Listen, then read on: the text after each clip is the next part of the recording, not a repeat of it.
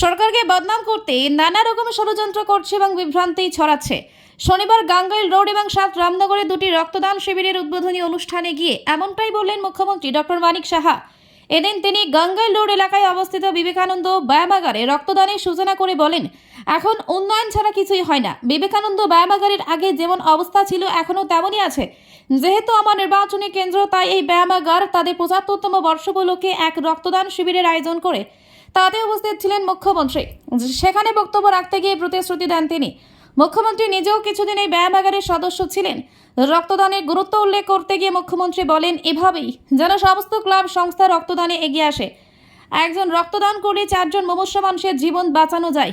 রক্তদান মহৎদান, এর মাধ্যমে সৌভ্রাতৃত্বের বন্ধন গড়ে তোলা যায়। অনুষ্ঠানে মুখ্যমন্ত্রী ছাড়াও ছিলেন আগরতলা পৌর নিগমের মেয়র দীপক মজুমদার, অর্জুন পুরস্কার প্রাপ্ত জিমন্যাস্ট দীপা কর্মকার সহ অন্যান্যরা। ব্যায়ামাগার স্বাধীনতার সাথে সাথে এটাও কিন্তু প্যারালাল চলছে। ৭৫ বছর পূর্তি আমাদের হয়েছে, পাশাপাশি বললো এখানে ৭৫ বছর পূর্তি এই ব্যায়ামাগারে। এই ব্যায়ামাগারকে আমরা শৈশবকাল থেকে আমরা দেখে এসেছি। আমি নিজেও এখানে এই ব্যায়ামাগারের কোনো এক সময় সদস্য ছিলাম, বেশি দিন ছিলাম না। তো সকালবেলা যখন মর্নিং ওয়াক করতাম, তো এখানে এসে আমরা ব্যায়াম ট্যায়াম করতাম ফিটনেসের জন্য, আর কিছু না। এখানে দেখতাম যে অনেকে বডি বিল্ডিং, তারপরে আপনার ওয়েট লিফটিং ইত্যাদি সেসব যারা যুক্ত ছিল, ওদের সাথে আমার পুরনো পরিচয়ও ছিল। এখানে বলা হয়েছে এই ব্যায়ামাগার থেকে অনেকে পুরস্কৃত হয়েছে। শুধু ব্যায়ামাগারেরই নাম ওরা কুড়ায়নি, সমস্ত রাজ্যের থেকে, দেশের থেকে ওরা নাম করিয়েছে।